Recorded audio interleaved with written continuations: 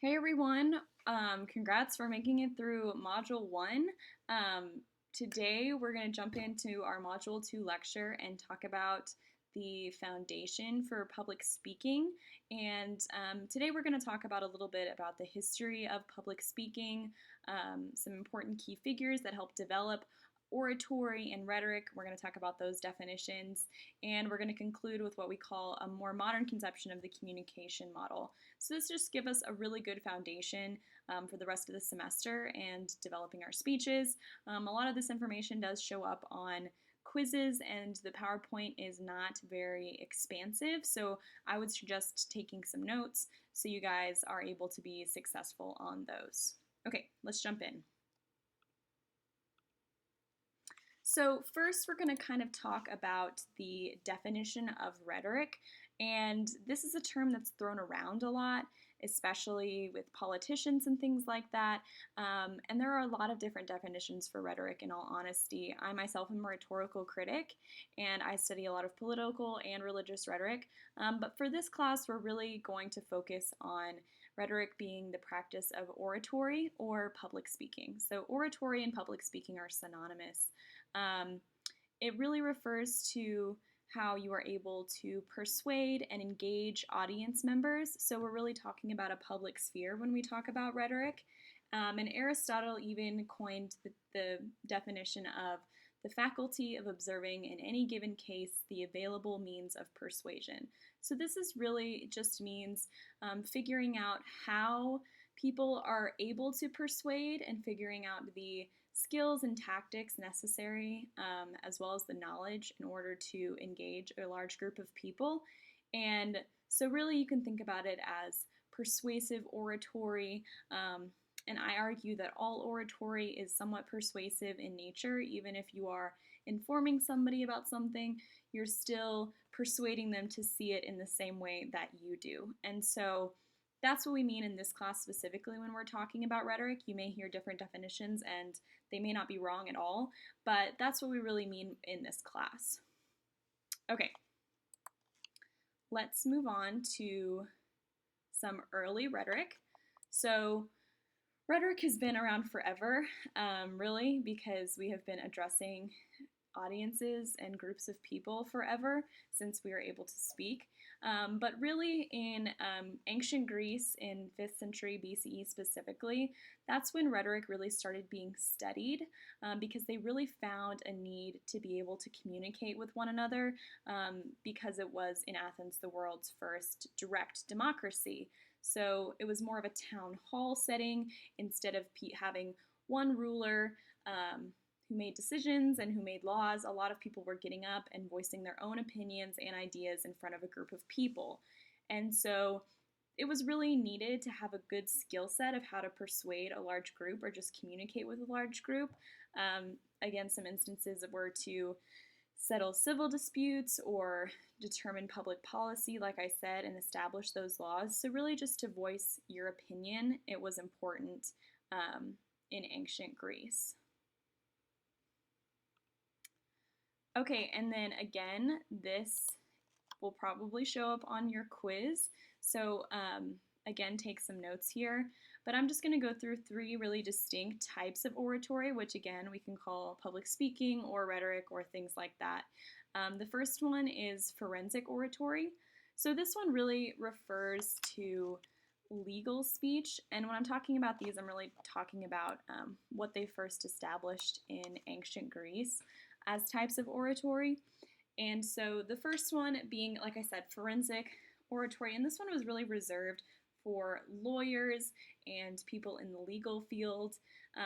This would be to persuade in a courtroom if someone was guilty or not guilty, someone who was interpreting actions against laws, things like that. So this was really in a courtroom setting.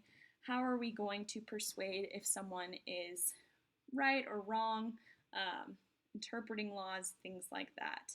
So this is different and distinct from deliberative oratory, although they might sound similar because a lot of time we think legal and legislative, they're very similar. But deliberative oratory, it's not reserved for lawyers per se and legal speech, but this is really more about political oratory. So this is what we would more think from politicians today. So this would be to persuade someone to adopt a policy or law. So they use this a lot in ancient Greece. If they wanted to establish something that would be legal, this would be deliberative oratory. Someone coming up and trying to persuade a group of people to establish this certain policy. And finally is epidictic oratory. So this one really doesn't have anything to do with either the legal or the political system. This one is more ceremonial in nature. And so this would be if you were speaking at maybe a wedding and giving a toast as the maid of honor or something like that, or a eulogy at a funeral. And so this is what we more call special occasion speeches in our other speech classes. And so really important is epidictic oratory to know, because we will all probably be in that situation in our lives. And so these are the three they really focused on in ancient Greece. And we can go ahead and kind of move on. So to give you a little bit more background about the development of oratory and why it's important, a few names that are important to know, again, especially for your quizzes. I would really, again, focus on the big picture of rhetoric in order for you to be successful in your speeches, but I do want to go through these and give you some details just so you have some background. So it goes in a little bit of a chronological order on this list, but we're going to start with Corax and Tisias, who were thought to be the legendary creators and founders of rhetoric, or the importance of studying rhetoric and oratory. Tisias was Corax's student, and together they kind of developed this in ancient Greece. And really, you should just know that they were coined the founders of rhetoric. Who knows if this is true? We don't have a lot of great detailed history besides anonymous written things like that. So just know that Corax and Tisias were founded or credited with founding the study of rhetoric. And so next we have the Sophists, which were a group of traveling teachers, basically, of rhetoric. And so what they would do is they would go around to different parts of Greece and teach people. They thought that you could teach people the skills necessary to be persuasive. And so this was really controversial because they would charge people for their services. And a lot of people, like Socrates and Plato, didn't think necessarily that rhetoric is something that could be taught. And so charging people for their services, that was, again, really controversial. And also the Sophists didn't necessarily put a lot of emphasis on having knowledge of a subject. They just thought it was more of a performance or a show to be a rhetorician. And so that brings us to Socrates. And so this is where we get, he was an ancient Greek philosopher, I'm sure you've heard of him, but this is where we get the Socratic seminar, which is a form of dialogue. If you've ever been in a class where you've sat around in a circle or something like that and had really open dialogue, that was credited to Socrates in his, again, Socratic seminars. And Socrates was the teacher to Plato. So Plato founded an academy in Athens, actually a school, where many came to learn about philosophy and rhetoric.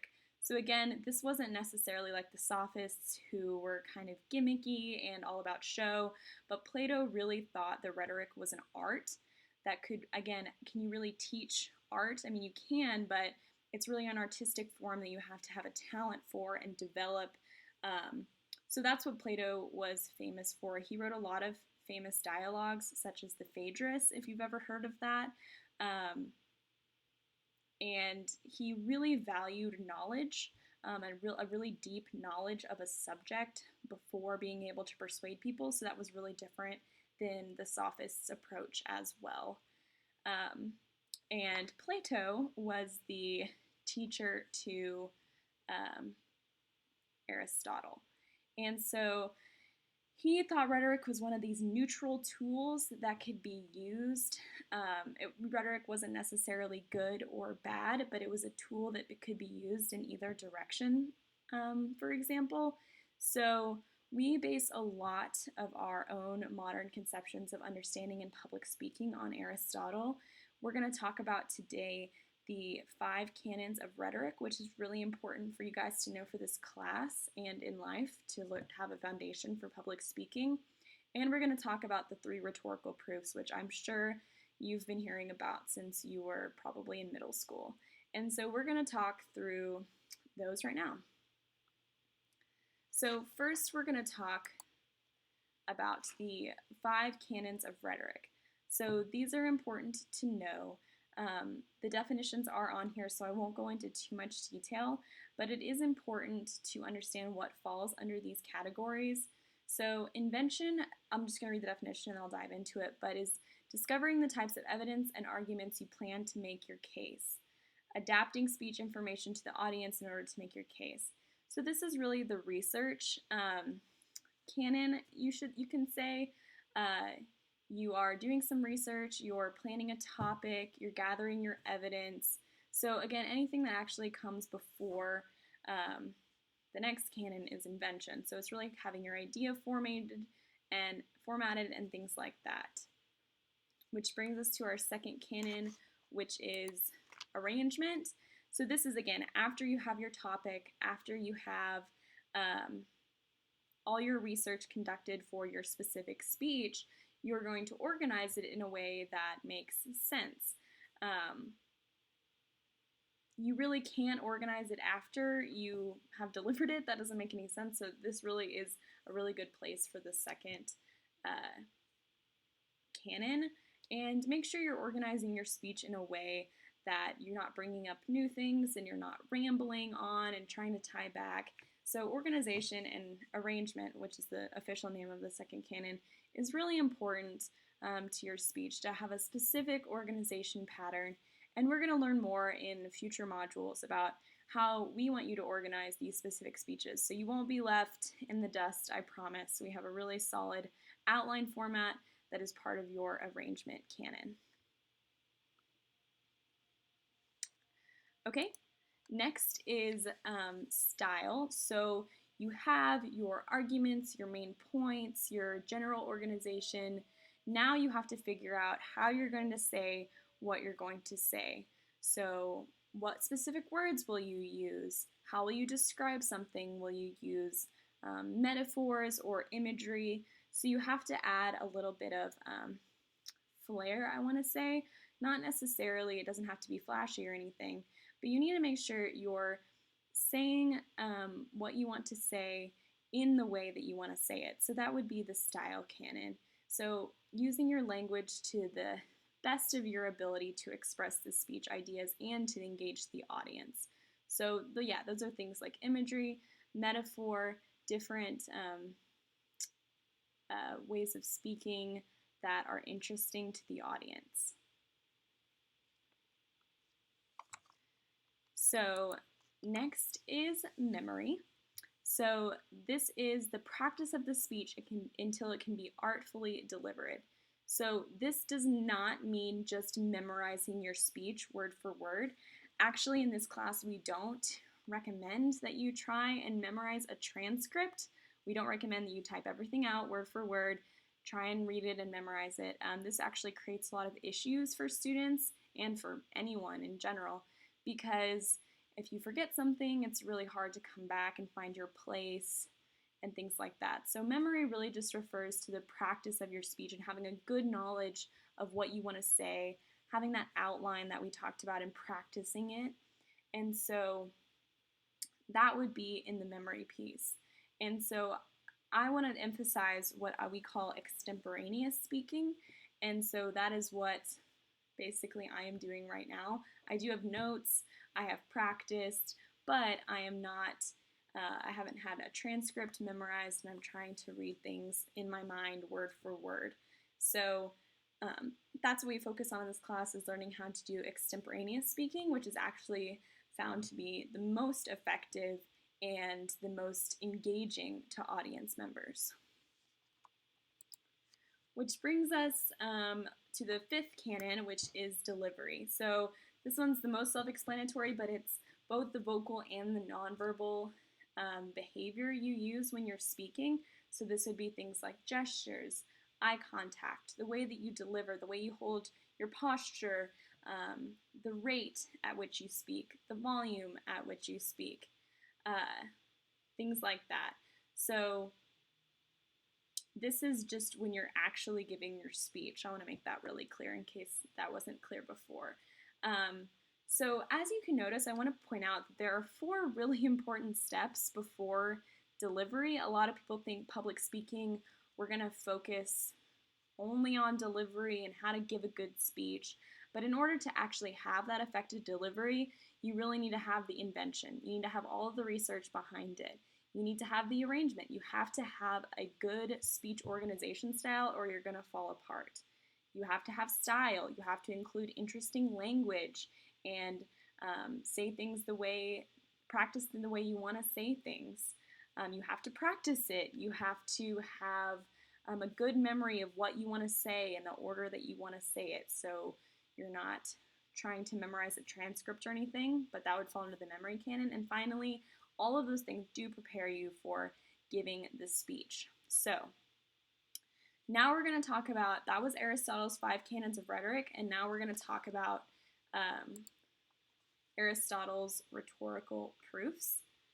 So these are ways of making a speech persuasive. Again, I'm pretty sure maybe most of us have heard of these before, but this is definitely important to note, so I'm going to spend a little bit of time on this slide. But the first one I'm going to talk about is logos, which is an appeal to logic or reason. And I know we really think, oh, logos, logic, but this is just beyond statistics. This can be logically presenting something in an organized way, using really expert material and sources that aren't just numbers. You can appeal to logos in that way. Statistics and numbers also are a part of logos in a speech. Like if I were to say, oh, 83% of doctors think that you should brush your teeth. Obviously, that's not true. 100% of doctors think that. But that would be an appeal to logic because I was appealing to a sense of logic or reason. I wasn't necessarily appealing to emotion or my credibility or character in that way. Which brings us to ethos, which is, in this case, in this class, appealing to the speaker, which would be my credibility or my character as a way to persuade you to listen to me. So I'm not appealing to facts that I have backed up. I'm appealing to the fact that if I said, I've been a public speaking instructor for many years and I have a lot of experience, that would be an appeal to ethos because it's appealing to my credibility. I'm credible to talk about this because I've been a public speaking instructor for a long time. And so this also would be like, hey, I'm a really nice person. I really care about you guys and I want you to succeed. So that's again appealing to my character. I care about you all, and so that's persuading you to listen to what I have to say. Okay, so last but not least is pathos, which is an appeal to emotion. And so this would be anything that really tugs at the audience's heartstrings. Either way, it can make you sad or angry or really excited. It can be anything from personal stories and accounts to emotional stories. If you showed a picture of a puppy, you would be appealing to the audience's sense of emotion because you'd soften them and persuade, if you were talking about puppies, obviously, it would persuade them to listen to you more, especially if you told a really gut-wrenching story about homeless puppies or something like that, and then showed a picture. That would be a really good way to appeal to the audience's emotion. So this really is a lot of personal stories and accounts that can ignite the audience to, either be angry or sad or happy that is definitely persuasive when you engage the audience on an emotional level. So thousands of years later, we still employ these things in our speech every day, even though we might not be consciously thinking like, oh, this is an appeal to logos. We are using these a lot. This could, I mean, even this lecture video includes hopefully at least logos and ethos. I don't know if I'm tugging at anybody's heartstrings, but in a speech, it's really important to try and incorporate all three. So you're not necessarily using just one or just the other. You really want to incorporate all three into an effective speech. Okay, so last thing is we're going to turn to page 7 of chapter 1 in your textbook, Pocket Guide to Public Speaking, and we're going to bring it a little bit more modern to talk about the communication process. I'm going to move my video back up here so we can see it. The communication process is important to understand for sure, but it does talk about it in your book, so I'm not going to spend too much time on it. But this looks like a really confusing model, I'm sure, to a lot of you guys. But this is just really thinking about that communication and public speaking is not one directional, it's actually multi-directional. And so that's really the point of this communication process. And it's a really simplified model, but we're still going to talk through it a little bit. So it begins with the source, which is the speaker. And kind of like I talked about in our last module, we always communicate through a channel, which is the medium. So again, since we're talking over video, I'll use that one, and the channel would be a video message. And then the context would be the message itself. So Module 2, talking through the foundations of communications and public speaking, that would be the message that I am giving to you guys. And then the receiver, which would be you all as an audience, decodes the message after I have encoded the message. I think I forgot to mention that, but they decode it and interpret it in their own way, and they receive that. But the most important thing of this is it doesn't stop there. So the audience is simultaneously giving feedback, and maybe not necessarily in this channel, but definitely think about a classroom setting. An audience can encode feedback like, again, I think I mentioned this last class, but a confused look on your face or dozing off, falling asleep shows that the message is boring or it's not being received well. Things like that are encoding a message back to the speaker, who then decodes the message again and maybe tweaks the way that they're speaking or presenting in order to be a more effective speaker. So this whole cycle, it really is a circle, creates this sense of shared meaning that can be lost a lot of the time due to what we call noise. And so noise, please don't think about just physical, actual sounds that are being made, but noises can be either internal or external. And so let's think about an example of internal noise would be if you walked into the classroom and you were really hungry, or maybe you just had a fight with your roommate or something, and that's really distracting you internally. It's not an external distraction in the room. It's something that you're distracted by inside of yourself. That might affect the way that you decode and hear a message from your teacher. And likewise, there are external noises. So for instance, if there is people screaming in the hallway, I don't know why there would be, or someone doing construction work outside, that could be really distracting from the message on both ends. And so again, read more about the communication process in your textbook, but I just wanted to give you guys a little bit of an overview of this process and the process of public speaking and where it came from. And so like always, if you have any questions about this module lecture video, feel free to shoot me an email. I'd be happy to answer any questions. I know I did it kind of speedy. It was a shorter lecture this week. So if you guys have any questions at all, let me know, but I look forward to seeing you all soon.